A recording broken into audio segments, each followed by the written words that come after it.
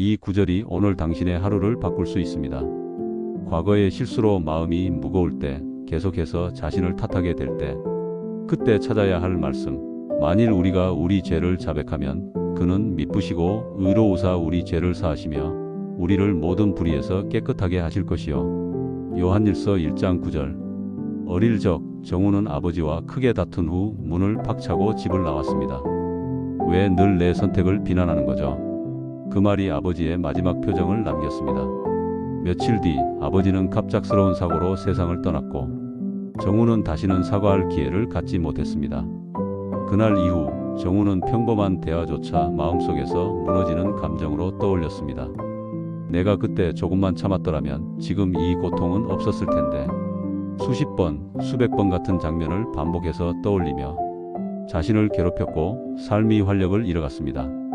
이런 감정 우리 모두가 알고 있습니다. 누군가에게 못되게 굴었던 기억, 그 선택이 누군가에게 상처가 되었던 순간들, 어쩌면 의도하지 않았던 결과였지만 우리는 마음속에서 그 책임을 오래도록 안고 살아갑니다. 그런데 요한일서 1장 9절은 우리에게 뜻밖의 위로를 전합니다. 우리 죄를 자백하면 그는 미쁘시고 의로우사 우리 죄를 사하신다. 이 말씀은 단순히 용서를 구하라는 종교적 명령이 아닙니다. 이건 자신을 해방시키는 첫걸음입니다. 죄책감은 끝없이 자신을 붙잡습니다. 내가 그때 왜 그랬을까 다시 돌아갈 수만 있다면. 하지만 돌아갈 수는 없습니다. 우리는 시간을 거슬러 갈 수 없죠. 대신 우리가 바꿀 수 있는 건 지금 이 순간 우리의 태도입니다. 자백이라는 단어는 단순한 고백을 뜻하지 않습니다. 그건 인정이자 받아들임입니다. 그래, 나는 실수했어. 하지만 그 실수는 나의 전부는 아니야. 자신을 정직하게 바라보고 그 실수를 붙들고 괴로워하는 대신 그로부터 배우고 앞으로 나아가는 것. 바로 그 마음이 자신을 깨끗하게 하는 시작점입니다. 정우는 오랜 시간 동안 아버지에게 말하지 못한 미안함을 편지로 써 내려가기 시작했습니다. 처음에는 두 줄도 쓰기 어려웠습니다.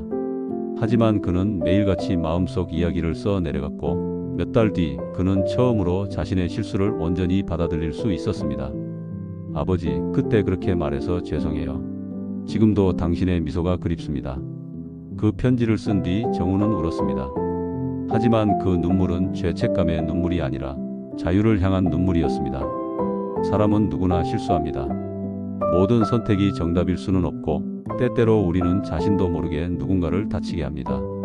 중요한 건 그 사실 앞에서 우리는 어떤 태도를 선택하느냐입니다. 과거에 머물러 자신을 꾸짖는 일, 그건 결국 자신을 더 깊은 어둠으로 몰아넣을 뿐입니다. 반대로 그 실수를 마주하고 용기 있게 인정하며 다시는 같은 실수를 반복하지 않겠다는 다짐으로 바꾼다면 그 순간 우리의 마음은 치유되기 시작합니다. 요한일서 1장 9절은 말합니다. 그는 미쁘시고 의로우사 우리 죄를 사하시며 우리를 모든 불의에서 깨끗하게 하신다. 이 말씀은 신이 나를 용서한다는 선언이기도 하지만 동시에 내가 나를 용서해도 된다는 그 마음의 허락이기도 합니다. 자신에게 그 말을 해보세요. 괜찮아, 나도 사람이고 실수할 수 있어. 하지만 그 실수에 머물지는 않을 거야. 나는 오늘부터 다시 시작할 수 있어. 누군가를 용서하는 일은 어려운 일입니다. 하지만 더 어려운 건 그 누군가가 자기 자신일 때입니다. 그리고 그 어려움을 넘어설 수 있도록 성경은 이렇게 따뜻하게 말하고 있는 겁니다. 너 자신을 너무 오래 탓하지 말아라. 이미 너는 용서받을 수 있는 존재니까. 지금 이 순간 혹시 당신도 지나간 일로 스스로를 계속 꾸짖고 있다면 그 죄책감에서 조금은 내려놓아도 괜찮습니다. 당신이 그 실수에 대해 진심으로 마음 아파하고 그 고통을 통해 무언가를 배우고 있다면 그것만으로도 당신은 이미 바뀌고 있는 것입니다. 오늘 용기를 내어 자신에게 말해주세요. 나는 다시 시작할 수 있어. 그리고 그 시작에 이 말씀이 함께하길 바랍니다. 만일 우리가 우리 죄를 자백하면 그는 미쁘시고 의로우사 우리 죄를 사하시며 우리를 모든 불의에서 깨끗하게 하실 것이요. 요한일서 1장 9절. 당신의 삶은 아직 끝나지 않았습니다. 과거는 바꿀 수 없지만 오늘을 바꾸는 건 당신입니다.